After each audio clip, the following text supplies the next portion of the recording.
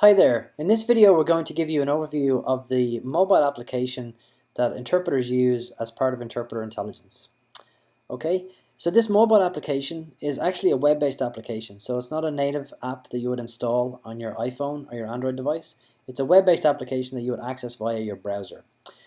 And that allows us actually to use it consistently across all devices. So the same application will work the same on iPhone, Android, BlackBerry, and the Windows phones. Okay, so the first thing you will do is you'll open your browser, and then you will load the URL that the agency you are working with has given you. So in this example, I'm going to load the demo URL. Okay, hit enter. And what I'll be presented with is a login screen that I will then use my username and password to log in with.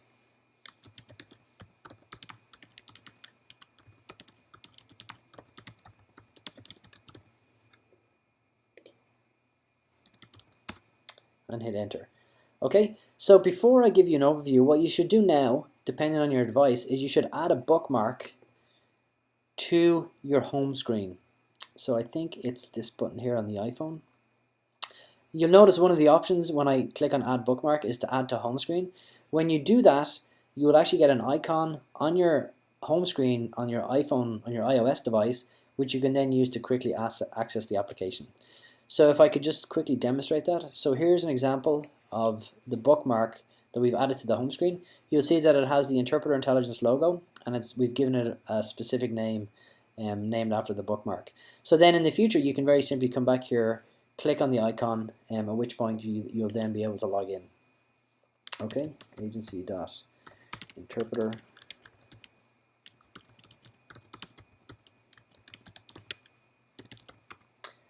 And it's possible to do the same thing on both the Android devices and the Windows devices to add a bookmark to your home screen in a similar fashion for easy access. Okay, so just from an overview perspective, when you first log into the application, it defaults to the current day. So again, I'm logged in as Sonia, and in this case here, Sonia has one job on this current day, the 18th of December. It's at 10 a.m. at St. Mary's Medical Center. So you can see that it tells you the current day, it tells you on the right hand side the number of jobs you have, and then we have a number of buttons at the bottom that I'll talk about in a second.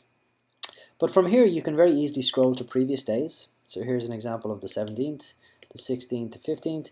You can scroll forward to days in the future to show Sonia's schedule in the future, or you can very quickly jump back to the current day by clicking on the home button here, which will bring you back to the current day. Okay, the buttons at the bottom, if you click on the date chooser here, will allow you to jump to any particular date in time. So let me jump to the 10th, no jobs in the 10th. Let me jump back to home. The next button beside this is sync. So if you click on sync, this will actually sync the jobs that you're currently looking at with your calendar on your phone. So if I click on sync here, I should get a pop-up with, in this case, because we only have one job, it just presents me with one job. But if you had more than one job on that current day, you would get a list of jobs that you could then sync with your calendar, okay, which will save that locally on your calendar.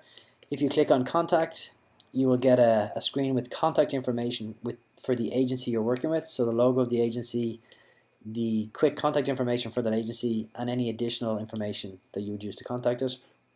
And we go back to the home screen. And then the final button in the bottom right hand corner is the log out button. So if you click on log out, actually that will obviously log you out from the application. Okay, so as I mentioned, when you first load the application, when you first log in, you're brought to the current day, and on the current day we'll show you a list of jobs that you have for that current day. Now I can click on a specific job, which will give you more information about the job. You'll notice it gives me the status. In this example, this job happens to be closed, and that's part of an earlier demonstration that I was doing. It gives me the time of the job, and it gives me the job number should you need to contact the agency, or should you need that number for any particular reason. It also shows you a map of where the interpretation is to take place.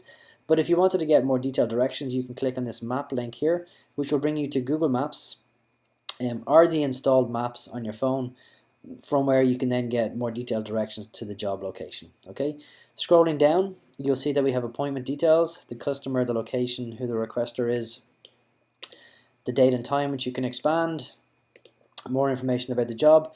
So in effect, you have all the information that you need about the job to carry out the job itself. Okay, if I go back to the home screen, In this case, because the job is closed, what I'm going to do now is I'm actually going to find another job which is not yet closed.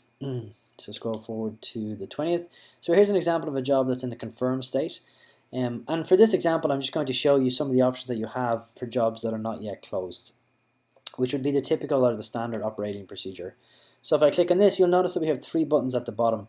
And I will talk a bit more detail about those in a subsequent video. But you'll notice that you can confirm a job, you can close a job, or you can add incidentals. And again, confirming a job means that you confirm your attendance on a job. Closing a job is the act of actually entering the actual start and end times for a job after it's been completed. And incidentals is where you would add any incidentals to the job. Okay, so that's a high-level summary of the Interpreter mobile app. We hope you found this video very informative.